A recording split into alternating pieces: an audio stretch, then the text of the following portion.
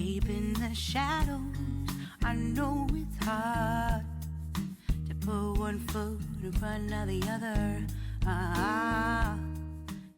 Hi guys, CeeChronicles here. I post fragrance related content on this platform, guys, in case you're here for the very first time. And I'd very much appreciate it if you did consider joining this family by subscribing. Now, if you're returning, thank you so much for the continued support. I appreciate you guys as always. Kindly check out my second channel, CeeChronicles Unscripted. The link is in the description box, guys. On that channel, I focus on anything and everything outside fragrance reviews. Now, welcome to today's compare and contrast fragrance review. I did bring you Nashama, a new release by Lattafa, and I did say that it smelled a lot like vintage radio. And let me just show you the box for vintage radio. Okay, so the big perfume will come in a white bottle like that with a protruding old radio. The mini looks like this. Lattafa is on the roll, guys. When I blind bought some of the new fragrances I'm bringing to you now, I noticed that they have a blue pamphlet as well that came with the niche collection, right? So they introduced a black pamphlet like this in the Lattafa Pride collection, the first series.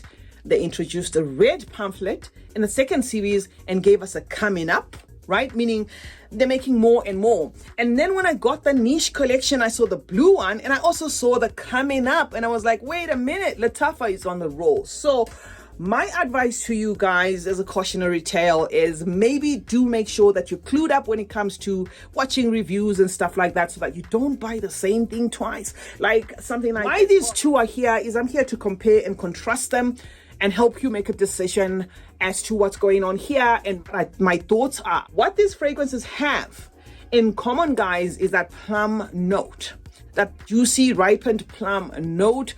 Both of these fragrances do vibe the same, so they feel as though it's the same juice rebottled. What differs in these fragrances is just the performance and the interpretation. So if you have either, you are one of those people that don't have a FOMO, you're not really missing a gazillion out. Gonna start with this one, and I do hope I did say that these seem to draw inspiration from Initio's Paragon. So let's get that straight, right? This one, guys, interprets everything as gentle. I get a very ripened plum, which makes this one a fruity. But this ripened, juicy plum is not sticky sweet. It's on the light side. And then it's carrying a gentle florals. But not enough to say this is an outright floral. It's kind of like a balance of both, where it's a fruity floral, but it's not a sticky fruity type of situation where if you don't like fruity fragrances, then you'd say, no, I don't want that. Okay. And then this fragrance has the same Palo Santo note that you're gonna get in this one. But the departing statement between the two when it comes to that Palo Santo note is this seems to heighten the citrusy nuance of the Palo Santo as opposed to the woody nuance of the Palo Santo, which you get in this. So this has like a woody tone to it, while this takes that fruitiness of the plum, the floralness there, and then introduces a citrusy tone there. The fragrance itself already has bergamot, if I'm not mistaken, but there is like a citrusy tone that carries this fragrance into the dry down. To an extent, some people are going to say this is very citrusy, almost fresh, almost light. This also screams summer to my nose. That lightness of it screams summer. This is very crowd pleasing. It's somewhat safe, and it is a fragrance that's gonna outright be claimed by a lot of females. So it's gonna align with that feminine tone in it, which is something, of course, we're gonna get to this, but which is something that this one kind of balances, you know, the act there, making it a unisex type of thing. So do expect a summer leaning feminine fragrance, gentle fragrance. It does have sandalwood wrapping everything up, and it is that sandalwood that makes this one very enjoyable, to an extent very sexy, very feminine. Okay, so that is what I feel about this one. This interprets everything as lighter, and I did in its singular review cap it at about 7 hours on about 12 sprays, which 12 sprays can be a little bit too much. So this is one that you may need to go a little heavy there. Now, onto radio. Radio presents an intensified take of this DNA.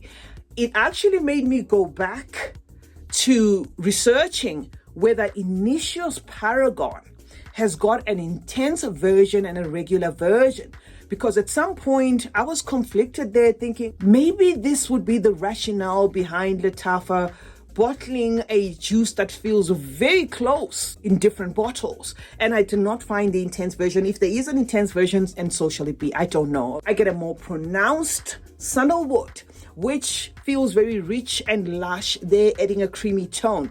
I get pronounced spiciness in this one, where both list lavender and sage. In here, it's more pronounced, that aromatic tone, of that lavender and sage in this, which probably is the reason why this one has a better lasting power than this one, right? And though both of them list oud, don't worry about that. That is almost non-existent in both. So those are the differences there, guys. The fact that this is a fragrance that potentially lasts till the next wash. Are you missing much if you had one or this, or do you need both? I don't think so. I think when it comes to these fragrances, guys, my clue to you would be, because this one costs half the price of this one, if you can get your hands on this one, and pretty quickly, before people catch on the fact that it is also drawing its inspiration from that Paragon DNA, then the better for you, right? Whether you're a man or a woman, although of course, outright, if you were blind buying this one and you wanted to gift it to somebody, a woman would appreciate this one more than a man would, okay? Because of that light, gentle tone, all that nice stuff, a woman would probably enjoy this more. Now, if you're looking for a fragrance that's going to walk the walk and talk the talk and have, that spicy tone to it, presenting as it should, have that sandalwood there presenting as it should and doing the most, have the Palo Santo adding a woody tone in this case, not the citrusy nuance that is giving this one, then I'm going to say go for Vintage Radio. Now, if you're a man, I'm also going to say maybe go for Vintage Radio. If you're a man who just wants a fragrance that's going to do the most, then I'm going to say go for Vintage Radio. This outright gives me unisex, like 50-50 there. Even to an extent, men might say this leans 75% masculine, while this one seems to be very safe for the ladies out there, right? And this one lasts till the next wash. This has also that potential of being a winter scent and doing all seasons, while this might be outright safe as a summery scent, because it does have that fresh tone to it there in the dry down that makes it a quintessential summer scent that is fresh, that comes alive in the heat. This as well, I can say, has a pronounced black pepper. This is going to be down to price. That's one. Presentation, that's two. If you don't mind this, because I just feel, the bottle is very cute, that I think they should have left it like maybe like the Cartier type of bottle where the, like the top was quite short and gold. I think it would be nice. It would have been nicer, but I don't mind. So I'm just saying this for the sake of, saying this, that maybe if you into presentations, that could be the driving factor. If you don't want to spend too much and you want to get a whiff of what this smells like, you could start with this one. And if you absolutely like this and you wish you could do more, then maybe you could do this fragrance. But both of them, guys, are drawing inspiration off a very well-crafted fragrance, and they're doing the most in that presentation. They're not sloppy. These fragrances are refined. They don't feel rough around the edges or anything like that. They feel like very well crafted fragrances. So kudos to Lattafa, but caution there that since Lattafa is on the roll, don't just rush and grab everything there, especially if you're a blind buyer. Otherwise you end up with the same fragrances that smell the same. I can show that, guys, because I collect fragrances as a hobby. I'm actually, in the process of DIYing a room just for fragrances, because they're all over the place. They have outgrown my closet and all. So I love fragrances. I do not mind if I buy a fragrance and coincidentally it smells like one that I already have. But for you guys, these reviews are going to be very helpful, because there's a lot to expect from Lattafa in the year 2024. CeeChronicles is my name. Thank you so much, guys, for joining me today.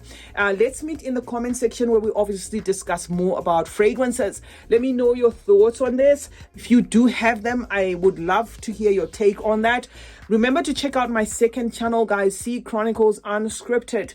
Kindly leave a subscription there. I'd very much appreciate it, guys. If you did, get me to 1,000. Also, try to watch if you can and turn on post notifications on both channels. That way you get to be notified, guys, when I post on either.